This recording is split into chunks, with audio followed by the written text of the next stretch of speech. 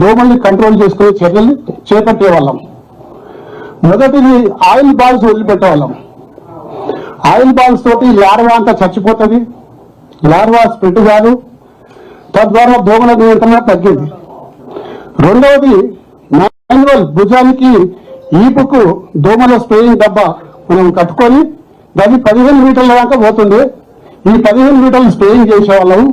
Spray చేస్తే larva develop కాకుండా ఉంది. కానీ మధ్య చెరువు దాకా మందు రీచ్ కాకపోతుంది. దాని తర్వాత డ్రోన్ ద్వారా మరి మధ్య చెరువులో కొట్టేవాళ్ళం. ఆ డ్రోన్ ద్వారా కొట్టడం వల్ల కంప్లీట్ గా లార్వా చచ్చిపోయేది. దాని తర్వాత మళ్ళీ గంబూజియా చేపలని చెప్పేసి చేపలను నీళ్ళల్లో వదిలేవాళ్ళం. నీళ్ళల్లో వదిలిపెట్టడం వల్ల ఈ లార్వా అంతా కూడా తినేసేది. తద్వారా దోమలు అన్ని కూడా అదుపులో ఉంటుంది. ఈ ప్రభుత్వం సంపూర్ణంగా విఫలమైపోయింది. ఏ చర్యలు తీసుకుంటలేదు. దోమల మీద యుద్ధం ప్రకటించాక కూడా ఎటువంటి చర్యలు తీసుకోకుండా ప్రజల్ని గాలికి వదిలేసి ప్రజలు డెంగ్యూ, మలేరియా, చికెన్ గున్యా ఈ అన్ని రోగాలతోటి ఇవాళ హాస్పిటల్లో చేరుతున్నారు. తద్వారా లక్షల రూపాయల ఖర్చులు పేదవానికి మరి మధ్యతరగతి కుటుంబానికి భారం అవుతుంది. కనీసం దోమలైనా అరికట్టమని చెప్పేసి ఈ ప్రభుత్వాన్ని కోరుతా ఉన్నాను. గతంలో చేసినట్టు మీరు కూడా చేయండి. తప్పనిసరిగా దోమలు అరికడితే తగ్గిపోతాయి. తద్వారా ప్రజల యొక్క ఆరోగ్యం బాగుంటుంది. ప్రజలందరూ కూడా సుఖ సంతోషాలతో ఉండదు. దోమలు కూడా అరికట్టలేని ప్రభుత్వం నిజంగా ప్రభుత్వం అవసరమా అని చెప్పేసి ఈ సందర్భంగా నేను ప్రశ్నిస్తున్నా. కనీసం నేను నిరసన తెలుపుతానికి మీ దోమల నెట్టు తీసుకొస్తుంటే పోలీస్ వాళ్ళ దౌర్జన్యం, వాళ్ళు ఎటువంటి ఆర్డర్ కాపీ లేకున్నా కానీ ఇవాళ ఈ డ్రెస్ వేసుకోవద్దని చెప్పేసి మా మీద దౌర్జన్యం చేస్తా ఉండు. అసెంబ్లీ సమావేశాలు అయ్యేటప్పుడు కొన్ని రకాల నిబంధనలు ఉంటాయి.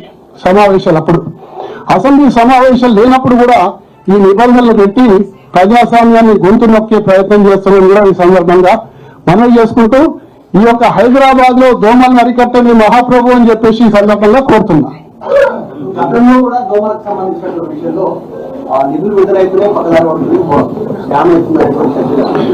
ఇప్పుడు డ్రోన్ తోటి మందు కొట్టాలి.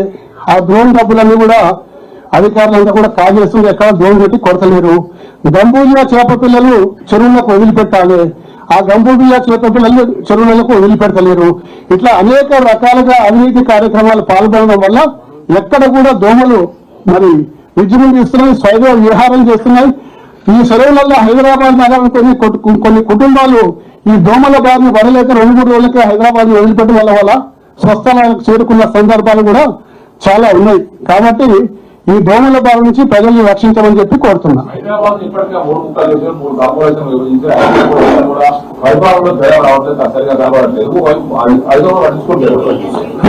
హైదరాబాద్ లో 3 ముక్కలు చేసింది పరిపాలన సౌలభ్యం కోసమే అంటారు, కానీ ఎక్కడ కూడా సౌలభ్యం అయితే లేదు. ఇంకా సమస్యలు పెరిగిపోతా ఉన్నాయి, రోజు పెరిగిపోతా ఉన్నాయి. చిన్న సమస్య దోమల్లే ఇలా అరికట్టలేకపోతుంటే ఇక వేరే ఉంటుంది. మున్సిపల్ మంత్రి లేకపోవడం వల్ల కూడా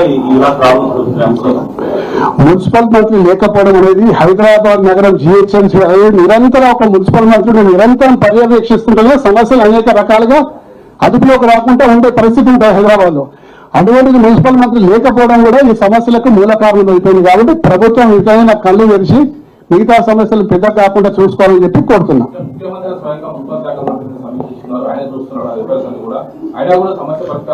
మరి ఆయన అందరి అధికారులను సమన్వయపరిచి మరి అందరినీ అన్ని క్షేత్రస్థాయిలో అన్ని సమస్యలు పరిష్కారం చేసే టైము వారి దొరుకుతుందో లేదో తెలుసలేదు. కాబట్టి ఏది ఏమైనా సరే ఇలా మాత్రం హైదరాబాద్ పరిస్థితి దారుణంగా అయిపోయింది. హైదరాబాద్ కు కొత్త బయట ప్రాంతాల నుంచి రావాలంటే భయపడుతుంది. దోమలకు భయపడి హైదరాబాద్ నుంచి పారిపోయిన ఉదాహరణలు కూడా కోకల్లో ఉన్నాయి.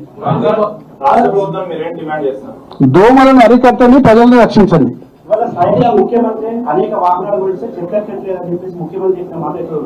అదే ఇప్పుడు దానికి ఇది ఒక నిదర్శన ఉదాహరణ ఏంటంటే ముఖ్యమంత్రి గారు స్వయంగా చెప్పిందంటే హైదరాబాద్ పరిస్థితి ఎంత దారుణంగా అయిపోయిందో మీకు ఈ సంగతి తెలిసింది. హైదరాబాద్ లో మరి కాంగ్రెస్ పార్టీకి ప్రజాప్రతినిధులు లేరని చెప్పి హైదరాబాద్ నిర్లక్ష్యం చేసి గాలికి వదిలేస్తున్నారు. తద్వారా హైదరాబాద్ సమస్యల్ని 10 రెట్లు రెట్టింపు చేస్తున్నారు. అదేవిధంగా ఇప్పుడు నిరసన మీద జరుపుతున్నారు. ప్రభుత్వం స్పందిస్తుందట. స్పందించకుండా ఇక్కడ ప్రజలు ఉండే పరిస్థితి కనిపిస్తలేదు. ఎందుకంటే ప్రజలు పారిపోయే పరిస్థితి ఉంది. అది హైదరాబాద్ బ్రాండ్ ఇమేజ్ కు చాలా నష్టం జరిగే పరిస్థితి ఉంది. ఇతర ప్రాంతాల నుంచి మన ప్రాంతానికి వచ్చి నివసించే వాళ్ళు చాలా మంది ఉన్నారు.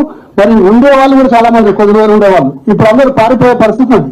మీరు రోజు ప్రజా సమస్యల పైన అసెంబ్లీ జరిగినప్పుడు కూడా ప్రకాశ్ బొట్టు వస్తే మీ చేతుల నుంచి లాక్కున్నారు. ఇవాళ మరొక రకమైన నిరసన జరుగుతారంటే ఇవాళ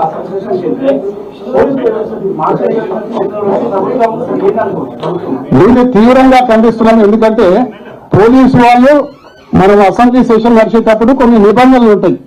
ప్లకార్డ్స్ పెట్టుకోవడం కానీ కొన్ని నిబంధనలు ఉంటాయి. ఆ నిబంధనలు కూడా హాల్ లోపలికి పోదు, గేట్ దాకా రావచ్చు, మెయిన్ గేట్ దాకా రావచ్చు.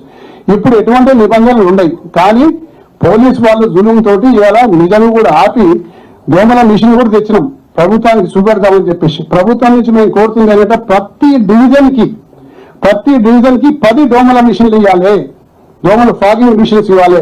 తద్వారా దోమలు కంట్రోల్ అవుతాయి. ప్రతి చెరువులో గంబూజా చేపలు వదిలిపెట్టాలి, ప్రతి చెరువులో ఆయిల్ బాల్స్ వదిలిపెట్టాలి, ప్రతి చెరువుని గుర్రం లెక్క సాఫ్ చేసేసి డ్రోన్ ద్వారా మెడిసిన్ కొట్టాలి. తద్వారా దోమలు కంట్రోల్ అయిపోయి ఈ ప్రజల యొక్క ప్రాణాలు కూడా సురక్షితంగా ఉంటాయని చెప్పేసి సందర్భంగా ప్రభుత్వాన్ని కోరుతున్నాం.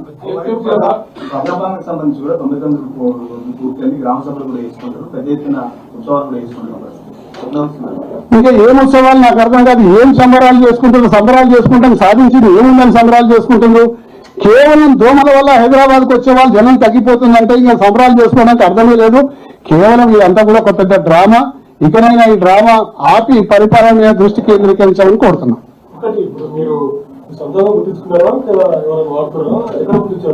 ప్రజలు వేసుకునే రోజు వచ్చేసింది, రోజు వేసుకోవాలి, లేకపోతే రాత్రి పడుకునే పరిస్థితి లేదు. ప్రతి ఒక్కరికి డ్రెస్ కుట్టించవలసిన పరిస్థితి ఈ హైదరాబాద్ నగర ప్రజలకు ఏర్పడ్డది. టోపీ కానీ చేతులకు గ్లౌజెస్ కానీ లేకపోతే డ్రెస్ కానీ వేసుకొని పండుకునే పరిస్థితి ఉంటుంది. కనీసం దోమలు గుట్టాయి, లేకపోతే దోమలు గుట్టి మలేరియానో డెంగ్యూ చికెన్ గున్యానో ఏదైనా వస్తుంది. నాకు చికెన్ గున్యా వచ్చి 3 సంవత్సరాలు అవుతుంది, ఇంకా కీళ్ళ నొప్పులు పోతలేవు. అంటే దోమల కూడా వేసుకోవాల్సిన పరిస్థితి కంపల్సరీ చేస్తుంది రాష్ట్ర ప్రభుత్వం.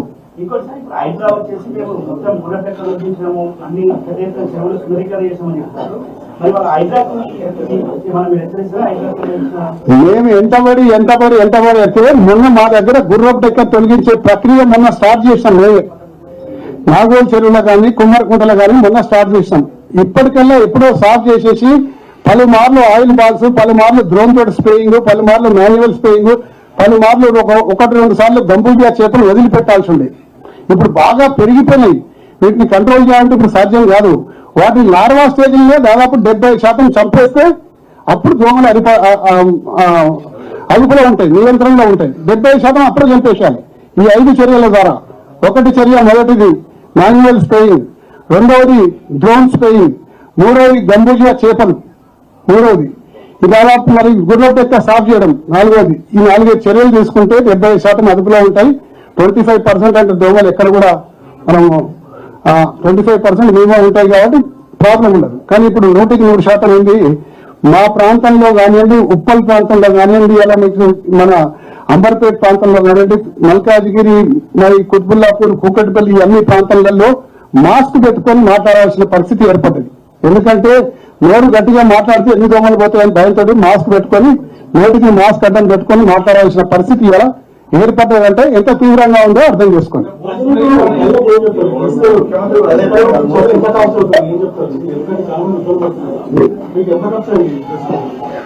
మీరందరూ ఆన్లైన్ లో ఆర్డర్ చేస్తే ఇవన్నీ గుర్తిపించి పంపిస్తా. పత్రికా విలేకరులు కూడా, ఎందుకంటే మీరు ఎక్కడ పడితే అక్కడ కూర్చుంటారు, ఎక్కడ పడితే అక్కడ కవర్ చేయాల్సి వస్తుంది. వివిధ రాజకీయ నాయకుల ప్రెస్ కాన్ఫరెన్స్ కవర్ చేయాల్సి వస్తుంది. కాబట్టి ఇక్కడ ఉన్నాయి ప్రస్తుతానికి అయితే మీకు టెంపరీ ఒక ఇద్దరికి ఇస్తా, 2-3కి.